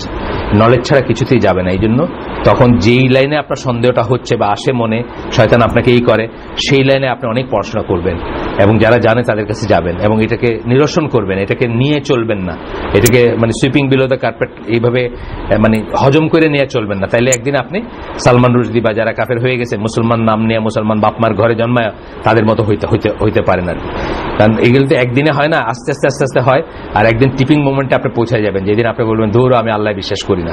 হয়, অনেক মানুষের হয়েছে, আপনিও এটা থেকে ইমিউন না, আপনাকে বুঝতে হবে। তো বলতেছেন যে আসল ইগনোরেন্সের কিওর হচ্ছে নলেজ। তারপর বলতেছেন when you study Islamic jurisprudence, আপনি যদি এই পড়েন, ফিক পড়েন, শরিয়া এবং ফিক পড়েন, তাইলে কি হবে, আপনি যদি ইসে না যান, উসুল ফিক না পড়েন। উসুল ফিক কি, ফিক আর উসুল ফিকের ভিতরে তফাৎ আছে কিন্তু। উসুল ফিক কি, কোন কোন প্রিন্সিপালের উপরই করে ফিকটা ডিরাইভ করবেন আপনি। একই জিনিস একটা মানুষকে বলতেছেন আপনার জন্য হালাল, আপনার জন্য হারাম, এটা কিন্তু হইতে পারে। ওই জায়গাতে যখন যাবেন তখন আপনার নলেজ কিন্তু এটা বুঝবে। আর নাইলে আপনি যেটা হবেন যে আপনি জাস্ট মানে এমন বুকিশ হবেন যে আপনি প্রত্যেকটা জায়গায় মানুষের প্রতি অবিচার করবেন বা নিজের প্রতি অবিচার করবেন। দেখেন না গ্রামে গঞ্জে করে ফেলে, ওই কয়দিন আগে মানে এই যে নলেজ নাই দেখে, কয়দিন আগে কি বলছে, বিয়া ভেঙে গেছে বলছে এক দম্পতির, তারা 30+ বছর ধরে বিবাহিত, কি জন্য? সালাদ বলছিল, নামাজকে সালাদ বলছিল। যে ফতোয়াটা দিছে সে বলছে যে নামাজ হইল ইসলামের 5টা রোকনের একটা, এইটার নাম চেঞ্জ করে ফেলছে, এ আর মুসলমান না, এদের বিয়ে ভেঙে গেছে। তো তখন আবার বিয়ে পড়াইছে। এটা কেন হয়েছে? কারণ মূর্খ লোকের হাতে ফিক পড়ছে, তাই না? ফিকটা মূর্খ লোকের হাতে পড়ছে। কিন্তু রুট কজে যখন যাবেন, আপনি একটা জিনিসের রুট কজে যাবেন, তখন আপনি দেখবেন যে এমন একটা জিনিস, যেমন ওমর রাদিয়াল্লাহু আনহু ওইটাকে যারা ডিফেন্ড করেন তারা যে লজিকটা বলেন, ওমর রাদিয়াল্লাহু আনহু কিন্তু রাসূল সাল্লাল্লাহু আলাইহি ওয়াসাল্লামের বলা সত্ত্বেও একবারে 3টা ডিভোর্স প্রনাউন্স করলে ডিভোর্স হয়ে যাবে, এই লটা পাস করছিলেন তার সময়। যারা তাকে ডিফেন্ড করেন বা যারা তার জিনিসটা বোঝেন বা তিনি কি ভাবছিলেন সেটাকে যারা বুঝতে চেষ্টা করেন, তারা কি বলেন যে উনি ডিভোর্সের রুট কজটাতে গেছিলেন, মানে ডিভোর্সের ফিকের রুট কজটাতে গেছিলেন। ডিভোর্সের ফিকের একটা রুট ব্যাপার হচ্ছে যে এটা খেলানালার জিনিস না। এই যে 3 তোহরে 3টা ডিভোর্স প্রনাউন্স করবে, একবারে একটার বেশি করবে না, ওই সময় মেলামেশা করলে সবকিছুর একটাই কারণ ছিল যে এটা ঠান্ডা মাথায় করতে হবে, অত্যন্ত ঠান্ডা। আপনাকে গতদিনও বোধহয় বললাম এখানে যে ইসলাম কিন্তু খুব ঠান্ডা একটা দিন, ইসলামে কিন্তু গরম কিছু নাই, হত্যাও না। এই যে ইসলামের যে এইগুলা করে, আপনার যে মৃত্যুদণ্ডগুলো দেয়, আপনি চিন্তা করতে পারবেন না কত তাহকিক করে তারা। এই যে যারা জাজ সৌদি আরবে, তারা কারা? এই মসজিদ নববীর খতিব কিন্তু জাজ, মদিনার জাজ। ওনারা রীতিমতো কান্নাকাটি করে আল্লাহর কাছে চান যে আল্লাহ আমার জাজমেন্টটা যেন কারেক্ট হয়, এত রেসপন্সিবল মনে করেন ওনারা। এবং সামান্য ডাউট থাকলে মৃত্যুদণ্ড মার্কে কিছু ওনারা জান না। এসব বাংলাদেশে আমি শুনছি এক লোকের কথা, যদিও ওই লোক আর্মির লোক, তবলিগ করতো, ওই মার্শাল অ্যাডমিনিস্ট্রেটর ছিল, ব্রিগেডিয়ার মুশাহিদ, আপনারা হয়তো অনেকের নাম জানেন, তার ডিএইচএস থাকে, আছেন কিনা এখন আমি জানি না, অনেক সিনিয়র। যাই হোক, উনি এরশাদের সময় ওনার মার্শাল অ্যাডমিনিস্ট্রেটর বানাইছে। মার্শাল অ্যাডমিনিস্ট্রেটর মানে বুঝছেন তো, উনি নাকি কান্নাকাটি করতো আল্লাহর কাছে এবং নফল নামাজ পড়ে অলওয়েজ এসে যেত, বসতো কোর্টে গিয়ে যে আল্লাহ আমি যেন অবিচার না করি কারো। কিন্তু সিরিয়াস ব্যাপার, ইসলামের সকল ব্যাপারগুলো, একটা মৃত্যুদণ্ডই করবেন, এটা কিন্তু সিরিয়াস ব্যাপার, এটা কিন্তু কোনো মানে ইসের ব্যাপার না, মানে জোশের বা উত্তেজনার ব্যাপার না। ইসলামের জিহাদটা কিন্তু সিরিয়াস ব্যাপার, এটা রাগের কোনো ব্যাপার না। ইসলামের প্রত্যেকটা জিনিসই খুব ঠান্ডা ব্যাপার আর কি, উত্তেজনার কোনো ব্যাপার না। এই লোকটা ধরেন, এই যে মূর্খটা যে কাজটা করছে, এটা করছে কি একটা মানে একটা ইমোশনের বেসিস করে ফেলছে। হ্যাঁ, ইসলামের একটা স্তম্ভ, 5টায় তার ভিতরে একটা নামাজ, এটার সে নাম চেঞ্জ করে ফেলছে, সালাত বলছে। কিন্তু উচিত ছিল তার তাহকিক করা, যে আমি যে মনে করতেছি এটা ঠিক কিনা, বা ঠান্ডা মাথায় একটা জিনিস করা বা এই করা। যাই হোক, ওমর রাদিয়াল্লাহু আনহুর কথা যেটা বলতেছিলাম, যে ওমর রাদিয়াল্লাহু আনহু ডিভোর্সটাকে ওইভাবে করার কারণ ছিল যে যখন এইটাকে নিয়ে মানুষের খেলানেলা করতে শুরু করলো মদিনায়, কি খেলানেলা, একবার তো 3 ডিভোর্স হয় না, সুতরাং ইচ্ছা মতো ডিভোর্স নিয়ে মানে একটা দিলাম নিলাম, এটা করলাম ওটা করলাম, তখন উনি বললো যে না, একবারে দিলেও হয়ে যাবে। এটা কিন্তু উনি হেড অফ দ্য স্টেটের বলে এমনিও কিন্তু একটা কাপলকে সেপারেট রাখতে পারেন, এটা জানেন তো। জাস্ট আপনি আপনার বউয়ের সাথে ঘর করতেছেন, কিন্তু রোজ রাত্রে ঝগড়া করেন, আর নেইবাররা গিয়ে কমপ্লেন করছে খলিফার কাছে যে আমরা ঘুমাইতে পারি না। উনি বললেন যে না, তোমাদের এই বিয়া আমি করে দিলাম, বা তোমাদেরকে সেপারেট করে দিলাম, এটা করতে পারেন। কিন্তু সেই রকম একটা থেকে করছেন উনি, রুট কজে গিয়ে করছেন যে রাসূল সাল্লাল্লাহু আলাইহি ওয়াসাল্লাম বা আল্লাহ এটা করার পিছনে ছিল এটা, যদিও এটা ঠিক ছিল কিনা এটা নিয়ে বিতর্ক আছে, আমি বলতেছি না, কিন্তু আমি বলতেছি না যে ওনার একদম ঠিক ছিল না, এটা নিয়ে আলোচনা যে আমার ভিতর বিতর্ক আছে। কিন্তু আমি বলতেছি যে যারা তাকে বোঝেন তারা বলেন যে রুট কজে যে এই ডিভোর্স দিয়ে মানুষ খেলানালা শুরু করছিল, এই জন্য উনি থেকে এমন একটা পর্যায়ে নিয়েছেন যে এটা আটার করার আগে মানুষ যেন 3বার চিন্তা করে। আমাদের দেশে যেটা হয়ে গেছে, আমাদের দেশে তো এভরিডে এইসব স্কলাররা, আমাদের এখানে যেসব স্কলাররা আসেন, অলমোস্ট এভরিডে তারা ফোন পান যে আমরা তো কালকে তো আমার ওয়াইফের সাথে একটা ঝগড়া হয়েছে, তো ঠিক আছে ঝগড়া হয়েছে, মিটমাট করে নেন। অনেকক্ষণ পরে বললেন যে কিন্তু আমি তো এরকম একটা কথা বলে ফেলছি, এখন আমার কি হবে। বলে ফেলছেন, কিন্তু উনি এটাকে এখন চাইতেছেন যে জায়েজ করতে, মানে কিছুই হয় নাই প্রথমে, আর হইলেও একবার হয়েছে, 3টা তো একসাথে দেওয়া যায় না, বা 3টা তো একবারে হয় না। এটা কিন্তু রাগের কোনো ব্যাপার না, এটা রাগের ব্যাপার না, এটা ডিভোর্স মোটেই রাগের ব্যাপার না। আপনি ডিভোর্স সম্বন্ধে লিটারেচার পড়লে দেখবেন কত চিন্তার ব্যাপার, খুব ঠান্ডা মাথা। ইভেন কোরআনে আমি পড়লাম তো, সূরা তালাক পড়লাম, ওইটার যে ইটা আছে আপনার ওই ইন্টারপ্রিটেশন তাফসীর আস-সাদি, ওইখানে যে বলছেন অত্যন্ত ঠান্ডা মাথার জিনিস, আপনি পড়লেই বুঝবেন যে এখানে রাগারাগির কোনো ব্যাপার নেই, এটা অপছন্দের ব্যাপার আছে। দেয়ার আর থিংস যেটা আপনি অপছন্দ করেন, যেটা আপনার বই থেকে আপনি সরাইতে পারেন নাই অনেক চেষ্টা করেও, ডেফিনেটলি সেই জন্যই তো ডিভোর্স দেয় মানুষ। কিন্তু এটা রাগের কোনো ব্যাপার, এটা রাগ কইরা একটা মানে ঝগড়া হয়েছে আর চেলাকার দিয়ে একটা বাড়ি মারলেন, এই বাদ দাস নাই কেন, বাত রান্ধস নাই কেন, আর সাথে সাথে বললেন, এইটা কিন্তু তার ব্যাপারটা তার ছিল না, তার হওয়ার কথা না। যাই হোক, তো বলতেছেন যে এটা কিওর হচ্ছে যখন এরকম একটা কাজ হবে যে আপনি এই যে হার্শ হয়ে যাবেন, আপনি ফিকের উসুল ফিক যদি না জানা থাকে, এই জন্য এটার কিওর হচ্ছে উসুল ফিক জানা। The study of the how the scholars derive the laws of Islam from the primary text of Quran and Sunnah. উসুল ফিক তারা কিভাবে ফিক ডিরাইভ করবেন, কোথা থেকে, কোরআন এবং সুন্নাহ টেক্সট থেকে কিভাবে ডিরাইভ করবেন, টেক্সট থেকে। এই যে আল্লাহ রাসূল বললেন যে তুমি বউ ফেরত না, তোমার ডিভোর্স হয় নাই, সাহাবীকে বললেন না, ওইটার কারণটা যদি আপনি বোঝেন তাহলে আজকেও আপনি একটা কারেক্ট কারণ মানে কারেক্ট জাজমেন্ট দিতে পারবেন। ওইটার কারণ যদি আপনি না বোঝেন, ওই পড়াশোনায় যদি আপনার না থাকে, তাহলে আপনি তো বলবেন যে মুখ দিয়ে বাইরে সে বাস শেষ বা কিছু একটা আর কি, যাই বললেন শেষ। যাই হোক, এটা বলতেছেন, এটার জন্য বলতেছেন দোয়া করবেন আপনি আল্লাহর কাছে যাতে আল্লাহ আপনাকে নলেজ দেন। আর নলেজের একটা বলে দিচ্ছি আপনাদেরকে, ট্রিক, ইলমের একটা ট্রিক, ইলম লাভ করার, গুনাহ ছেড়ে দিবেন। গুনাহ হচ্ছে অ্যান্টিথেসিস অফ ইলম, সোজা কথা। যেই মস্তিষ্কে গুনাহ থাকবে সেই মস্তিষ্কে ইলম ঢুকবে না, জ্ঞান ঢুকবে না, তার মেমোরি কমে যাবে। এটা একদম মানে ইসলামে অ্যাকসেপ্টেড একটা ফেনোমেনন যে গুনাহ ছাড়তে হবে ইলম অর্জন করতে হলে, অথবা মেমোরি বাড়াইতে হলে, অথবা ধারণ করতে হলে গুনাহ ছাড়তে হবে। আল্লাহর কাছে চাবেন of course anything and everything, any achievement every achievement, any salvation every salvation, বা any coming out of a trouble every coming out of the trouble, সব কিন্তু দোয়া দিয়ে শুরু হইতে হবে, আল্লাহর কাছে চাওয়া দিয়ে। এই জন্য ক্রাইসিস সিচুয়েশনে কি হবে, রাসূল সাল্লাল্লাহু আলাইহি ওয়াসাল্লাম কি করতেন, 2 রাকাত সালাত প্রথমে। আপনারও সেটা হওয়া উচিত, অন্তত সালাত না হোক মুখেও প্রথমে আল্লাহ দিয়ে শুরু করা উচিত। আপনার বাচ্চার মাথা ফাটছে, ডাক্তারের টেলিফোন করার আগে প্রথম কথাটা হওয়া উচিত যে আল্লাহ আমাকে এই বিপদ থেকে তুমি রক্ষা করো, and then you pick up the phone. তা আমরা কি করি, দিক বিদিক শূন্য হয়ে যায়, আমরা প্রথমেই ফোনটা তুলে ডাক্তার সাহেব আমার বাচ্চাটারে বাঁচান, মানে ইমান আমান সবই গেল, দুনিয়া গেল, আখিরাত গেল, সবই গেল আর, বুঝছেন না? আমাদেরকে ওই সময় ওই ক্রাইসিস মোমেন্টে যেন আমাদের মনে থাকে যে আমাদের প্রথম কার দিকে তাকানো উচিত,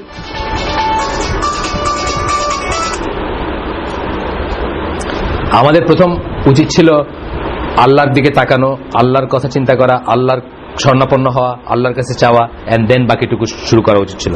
তো উনি বলতেছেন makes application to Allah to give you knowledge and the wisdom to apply that knowledge correctly. আল্লাহর কাছে চাবেন যে তো আপনি কারেক্টলি ওই নলেজটা অ্যাপ্লাই করতে পারেন। নলেজ কারেক্টলি অ্যাপ্লাই করা কিন্তু আমরা অহরহ দেখতেছি যেটা হয়ে ওঠে না। আমি কয়দিন আগে একটা জায়গায় গেলাম, আমি যার দাড়ি দিয়া আমি সবসময় মানুষকে বলছি যে এর দাড়িটা আমার কাছে খুব সুন্দর লাগে, মানে আজন্ম ছেড়ে দেওয়া দাড়ি, আমি দেখলাম যে সে হঠাৎ খুব হ্যান্ডসাম লাগতেছে তারা আমার দিকে। আমি অনেকদিন পরে দেখা আমার, আপনার যে কি চেঞ্জ হয়েছে বলেন তো, কি সমস্যা আপনার, আপনাকে এরকম আমার লাগতেছে কেন? তখন উনি বললেন যে আমি দাড়িটা একটু ট্রিম করছি। নলেজ ঠিকভাবে অ্যাপ্লাই না করা, অথবা এক সময় গিয়া অ্যাপ্লাই করতে করতে আবার টায়ার্ড হয়ে যাওয়া। অ্যাপ্লাই করতে করতে টায়ার্ড হয়ে যাওয়া মানে আপনি আসলে প্রথমবার যে অ্যাপ্লাই করছেন এটা বুঝে করেন না। আর একজনকে দেখলাম মাদ্রাসা শিক্ষিত হাফেজ, সারা জীবন মাথায় টুপি দেখছি, এখন উনি দুনিয়ার সেন্সে বেশ সাকসেসফুল। আমি জানতাম না, আমি বুঝলাম যে উনি সাকসেসফুল। যাই হোক, উনি দেখলাম যে মাথায় এখন আর টুপি নাই, বেশ ঝাগড়া ঝাগড়া চুল মাথায়, একটা পাঞ্জাবি পরছেন উনি। আমি ওনাকে সাইড লাইনে বললাম যে আপনার এই কালারটা রাসূল সাল্লাল্লাহু আলাইহি ওয়াসাল্লাম হারাম বলছেন নাকি, এই কালারের পাঞ্জাবি পরাটা, আপনি এটা জানেন নিন, জানেন এটা ত্যাগ করে নিন। এই যে ব্যাপারটা ধরেন, ওনার প্রথম যে জীবনটা আমরা দেখে আসছি, মাদ্রাসা, মাস্টার্স, বিদেশে পড়াশোনা, হোয়াট এভার যাই আছে, আল্লাহর নামে অনেক অনেক পড়াশোনা করছেন উনি, হাফেজ, যাই করছেন উনি কিন্তু বুঝে করেন নাই, উনি কারেক্টলি অ্যাপ্লাই করেন নাই। প্রথমে জ্ঞানটাকে বুঝে নেন নাই, ওই যে ফিক উসুল ফিকের কথা বললাম। দ্বিতীয়ত কারেক্টলি অ্যাপ্লাইও করেন নাই। পড়ছেন মাদ্রাসা ছেলে টুপি না পড়লে কেমন লাগে দেখতে, মাদ্রাসা ছেলে দাড়ি থাকবে না কেমন লাগে দেখতে, এইসব আছে না ব্যাপার। মাদ্রাসা ছেলে দাড়ি না থাকলে কেমন লাগে, রুট কজটা না জানাতে কিন্তু এইগুলা ওনার কাছে ভেতরে ঢুকে নাই, মানে যেটা হইলে উনি এগুলোকে ভালোবাসতে পারতেন, উনি কিন্তু ভালোবাসেন নাই কোনোদিন। আমাকে জামিয়া কাসিমে নিয়ে বললাম না, যে ওনার ছেলে পড়তো, ফজলুল হক ভাই, বাংলাদেশের টিচার ছিলেন, উনি আমাকে বলছেন যে ওরা ওদের কোনো রেসপেক্টই নেই ওদের লাইফস্টাইলের জন্য, ওদের শিক্ষা দীক্ষার জন্য। কেন বলে, পলিথিনের ব্যাগের ভিতরে জিন্সের প্যান্ট আর টি শার্ট, কোনো মতে মাদ্রাসাতে বাইরে নেক্সট রেস্টুরেন্ট যেটা পাবে সামনে, চায়ের দোকান, ওটার পিছনে গিয়ে চেঞ্জ করে বাসে উঠলো, আর আগেরটা ত্যাগ করলো, আর যেটাই পড়ানো হয়েছে তাকে, ইত্যাদি। তো এটা বুঝতে হবে যে আল্লাহর কাছে চাইতে হবে যে আল্লাহ আমি যেন অ্যাপ্লাই করতে পারি। এটা অ্যাপ্লাই না হইলে, কারেক্টলি অ্যাপ্লাই না করলে এই নলেজের কোনো মিনিং নাই, বরং উল্টা বড় বিপদ। এটা বিপদ, এটা আল্লাহর সবচেয়ে অপছন্দনীয় কাজের একটা। আপনার নলেজ আছে, yet you are not applying it correctly, অথবা করতেছেন না অ্যাপ্লাই। দ্যাট রিমাইন্ডস মি, আমি আপনাদের ভিতরে যারা আমার ক্লোজ বলতে যাদেরকে আমি ভুলশুদ্ধ অনেক সময় নসিহা করি বা ধমক ধমক দেই, আমার কাছে খুব পীড়া লাগে যখন গতিটা অন্যদিকে হয়। ধরেন আপনি সারা জীবন রঙিন পাঞ্জাবি পরেন, ধরেন সোহেল যে পাঞ্জাবিটা পরছে, অনেক চকরা বকরা কি এটা বলে বাটিক, আমার কোনো আপত্তি নেই, এটা হালাল তো, এরপর কোনো আপত্তি নেই। কিন্তু আপনি গত 20 বছর ধরে এই জিনিস পরেন, অপোজিটটা পরে আছে, হঠাৎ আপনারা দেখলাম ওইটা পরে আসছেন, আমি আপনার নিয়ে চিন্তিত, কারণ আপনার গতিটা হচ্ছে উল্টা দিকে, ঠিক না? জিনিসটা ছোট, দুইটাই হালাল, হারাম না কিন্তু মোটেও, আপনার গতিটা কিন্তু উল্টা দিকে। সারা জীবন আপনাকে দেখছি ফ্রি ফ্লোয়িং দাড়ি, হঠাৎ দেখলাম আপনি খুব হ্যান্ডসাম ট্রিম টিম করে আসছেন, আপনার গতিটা কিন্তু উল্টা দিকে। এটা সন্দেহ আছে যে গতিটা উল্টা দিকে? আপনি একটা ফিকের একটা খুঁজতেছেন, গ্যাপ খুঁজে আপনি কি করতেছেন, একটা অ্যাডভান্টেজ নিচ্ছেন, কিন্তু আসলে গতিতে আপনি যদি জানতেন যে আসলে সাহাবীদের কি ছিল, আসলে রাসূল কি বলছেন, আসলে এখনকার এই দেশের এইখানে যেসব উস্তাদরা আসেন, একজনও তো দাড়ি ছাড়েন না, এখানে যারা আসেন একজনের কি আপনি দেখছেন নাকি যে একদম মানে হ্যান্ডসাম মার্কা দাড়ি? তা না, সবারই খুব ইরেগুলার দাড়ি, তাই না? আমাদের এখানে যারা আসেন, যে 4 জন 5 জন 6 জন আসেন, যারা আসেন, তাহলে আপনার যদি জায়েজ হয়ও, আমি আপনাকে নিয়ে এই জন্য চিন্তিত যে আপনার গতিটা কিন্তু অন্যদিকে, এবং এই গতি যদি আপনার কোর্স লাইন প্লট করেন তাহলে কোথায় গিয়ে ঠেকবে আল্লাহ জানে, আমি জানি। এই জন্য একটা ছোট্ট স্টেপ যদি ইনওয়ার্ড হয়, টুয়ার্ডস ইসলাম হয়, টুয়ার্ডস দ্য কোর হয়, এইটাতে আমি যেমন খুশি হই, কিন্তু তার চেয়েও বেশি কষ্ট পাই যখন একটা ছোট স্টেপ টেকস ইউ অ্যাওয়ে। আমি বইটা কিনছি, এখনো পড়ি নাই, why I still carry a guitar, আমি বলছি আপনাদের, সৌদি আরব থেকে কিনে আনছি বইটা, এখনো মোড়ক লাগানো, প্লাস্টিকের কাভার লাগানো, ইউসুফ ইসলামের বই। এটা আমি পড়ে দেখতে চাই যে সে কেন এত বছর পরে আরেকবার সেই জাহান্নামের ইনস্ট্রুমেন্টকে হাতে নিল। এটা তো স্ট্রিং ইনস্ট্রুমেন্ট, মানে সহিহ হাদিসে এটা তো অস্বীকার করার উপায় নাই যে উইন্ড এবং স্ট্রিং ইনস্ট্রুমেন্ট নিয়ে পার্টিকুলারলি রাসূল সাল্লাল্লাহু আলাইহি ওয়াসাল্লাম বলে গেছেন।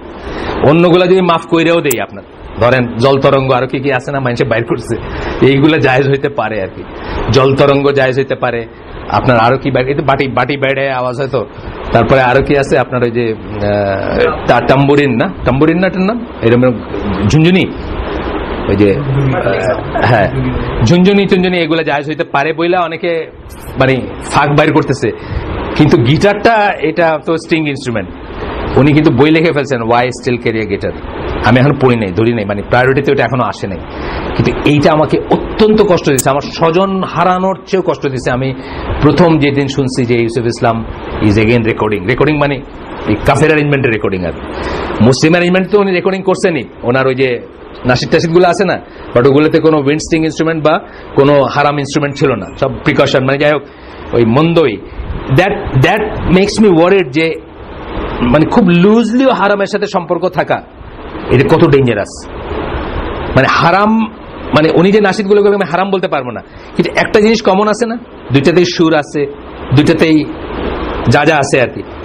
এইটাও যে কত ডেঞ্জারাস দেখেন, এত বছর পরে সারা দুনিয়াতে লিডিং একটা দাওয়াতি ফিগার ছিলেন উনি, again he started playing with guitar. এবং একটা আমি ডকুমেন্টারি দেখলাম, উনি লন্ডনে একটা মানে খুব ভাব আছে জিনিসটার, তাজমহল মার্কা করে বুঝছেন তো, মানে ওরিয়েন্টাল একটা চেহারা দেওয়ার চেষ্টা করা হয়েছে, বা ইসলামী একটা ভাব আনা হয়েছে লাইটিং টাইটিং গুলাতে, মানে খুব সোবার এবং কি। সেইখানে দেখলাম হঠাৎ করে যখন উনি প্রথম গানটা শেষ করলেন, লাইটটা জ্বলে উঠলো, দেখলাম বা ক্রাউড কি, মানে সব মিলিয়নের মার্কে ক্রাউড। এবং if I am not wrong, Salman Rushdie was one of them আর কি, ওই ক্রাউডের ভিতরে। ক্লাসিক জিনিস দেখতে গেছে, বুঝছেন, ক্লাসিক কি ভাববাদী গান আর কি, মানে মনোরে বলে আছে না আমাদের দেশে টান দেয় যেগুলা, ওই মনোরে মার্কা গান গাইলেন আর কি উনি একটা, এবং ওইটার পরে এটা হলো। নজবিল্লাহ, আল্লাহ আমাদেরকে রক্ষা করুন, আমরা যারা একসময় পাপের সাথে ছিলাম, বা ফর এক্সাম্পল উনি কি ছিলেন না, আপনি কত ক্লাব টাবে কি ছিলেন, বা যারা ছিলাম আমরা সবাই ছিলাম মনে হচ্ছে। আমি তো ওইভাবে না থেকে অন্যভাবে ছিলাম, আমি তো ওইগুলোর ভিতরে, আল্লাহ মাফ করুন, গান তো শুনছি, গান পছন্দ করছি, গানের অ্যানালাইসিস করছি, গিটার কিনছি, কত কিছু করছি, যাই হোক, যা নজবিল্লাহ সব আল্লাহ সব তওবা করছি আমি। কিন্তু আমরা যেন আরেকটা স্টেপ ওইদিকে ফিরে না যাই, এইটার জন্য কি গেজিং দরকার। যদিও আমাদের ভাইরা আমাদের উপর কষ্ট পান, অনেক ভাইরা, আমরা সমালোচনার কাল্ট বলেন, কিন্তু someone has to save, someone has to point it out to you. কাউকে আপনাকে বলতে হবে যে আপনাকে কিন্তু আমি আগে অনেক লম্বা দাড়িওয়ালা দেখছিলাম, আপনি কিন্তু এই জামাটা, এই যে মন্দ কাজে আদেশ, নিষেধ হয়ে গেলে দোয়া কবুল হবে না, জানেন তো। এটা যদি বন্ধ হয়ে যায় আপনার দোয়া কবুল হবে না। এটি যেন বন্ধ না হয়, এটি যেন গীবতের সেন্সে না হয়, এটি যেন মানুষকে অপমান করার সেন্সে না হয়, সেটা ঠিক আছে, সেখানে আমি এগ্রি করি 100%।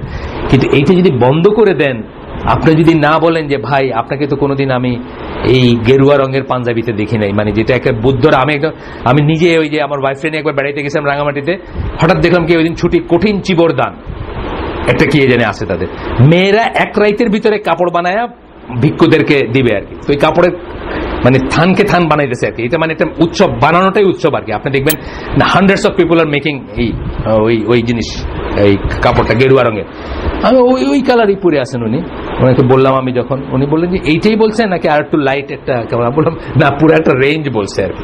এটার থেকে নিয়ে লাল পর্যন্ত পুরো রেঞ্জটাই নিষেধ মুসলমান ছেলেদের জন্য পরা আর কি। এক কালার অফকোর্স স্ট্রাইপ পরা যায়। এটা নিয়ে আমাদের আরেক ভাই উনি লাল গেঞ্জি পরে আসছেন এখানে আইসিডিতে, ওইখানে ডিফেন্সে চাকরি করেন উনি। ওনাকে আমি বলছি, উনি প্রথম লাইনটা এটা নিয়েছিলেন যে এটা কি দলিল আছে নাম ভাই, আমি বললাম যে হ্যাঁ দলিল আছে, সাথে সাথে ছেড়ে দিয়েছেন। আর যখন আমি বলছি দলিলটা পাঠাই দিয়েছি, সাথে সাথে বলছে যে ঠিক আছে সামিনা আতানা, মানে শেষ। অথচ এই রিলিজিয়াস এই কিন্তু আমাকে সেকেন্ড টাইম আবার একটু রিপিট করছেন যে এটা কি এই রঙই বলছে নাকি একটু এরকম রং বলছিল আর কি, মানে উনি মনে করতেছেন যে এটা একটু শেডটা আলাদা বলে পড়া যেতে পারে আর কি। যাই হোক, আমি যেটা বলতেছি যে মন্দ কাজে নিষেধ করতে হবে, বাট ডিসেন্টলি করতে হবে, তাকে অপমান করব না, সে আমার ভাই, তাকে ছোট করে আমার লাভ নাই কোনো সেই সেন্সে, but at the same time কাউকে না কাউকে বলতে হবে। না বললে কিন্তু মানে একটা তো গুনাহ, যে একটা তো মানে ক্ষতি হলো যে এই ভাইটা ডেভিয়েটেড হয়ে গেল বা চলে গেল বাইরে, why I am still carrying a guitar লিখতে শুরু করলো। আরেকটা যেটা গুনার ব্যাপার বা খারাপ জিনিস, সেটা হচ্ছে যে আপনাদের দোয়া কবুল হবে না। মন্দ কাজে নিষেধ করা ছেড়ে দিবেন, আপনাদের দোয়া কবুল হবে না। যাই হোক, ইগনোরেন্স নিয়ে পড়তেছিলাম আমরা তো চলে আসছি জায়গায়, বোঝেন না? তাহলে আজকে শেষ করে দেই। আমার প্রোগ্রেসটা স্লোই হবে, কারণ অনেক কথা এসে যাচ্ছে ভিতরে। আর আসলে আমি ডিসাইড করছি যে জীবনের সাথে রিলেট না করে বড় বড় বক্তৃতা দিয়ে কোনো লাভ নাই। আসলে যদি লাভ হইতো, বাংলাদেশের এই আজকে 90% জুমায় যাওয়া মানুষ সব চেঞ্জ হয়ে যেত না? চেঞ্জ হয় নাই কেন? তারা জীবনের সাথে রিলেট করতে পারে না, কারণ তারা বোঝে না। প্রথমত হচ্ছে তারা বোঝে না অ্যারাবিকটা, যে খুতবাটা কি হচ্ছে বোঝে না। যে দিচ্ছে খুতবা তারও তো ইচ্ছা নাই যে বোঝানোর, বা তারও রিলেট করার কোনো নাই তার। তো সুতরাং আমরা জীবনের সাথে রিলেট করে একটু একটু নিব। এই যে আজকে যে কথাগুলো বললাম, আপনার গতিটা আপনি গেজ করতে পারেন। কালকে কোন দিকে ছিল, কালকে কতটুকু ছিল, আজকে আপনার গতিটা কোন দিকে যাচ্ছে। জিনিসটা ছোট হইতে পারে, জিনিসটা জায়েজ হইতে পারে, জায়েজ কিন্তু হারামের ওয়াল। এখানে আমাদের স্কলাররা বলেন, আকরাম ভাই বলেন, আমি একেবারে 100% বিশ্বাস করি যে জায়েজ দেখে যদি শুধু বিচার করতে যান এটা কি হারাম নাকি, তাহলে কিন্তু আপনি ইভেনচুয়ালি হারামের স্টেপ করবেন। জায়েজ হচ্ছে হারামের ওয়াল, একটা কথা। সেকেন্ড কথা হচ্ছে দ্যাট উইচ লিডস টু হারাম ইজ অলসো হারাম। এটা কিন্তু ফিকের একটা প্রিন্সিপল। যেমন ধরেন আপনি বললেন যে আমি বারে যাব কিন্তু আমি মদ খাবো না, না আপনার যাওয়াটাও হারাম। That will lead you to মদ খাওয়া। যদি আপনি যাবেন না, একদিন আজকে, একদিন 2 দিন 5 দিন যাবেন, আপনি বলেন না আমার দোস্তের সাথে আমি যাই, আমি কফি খাই।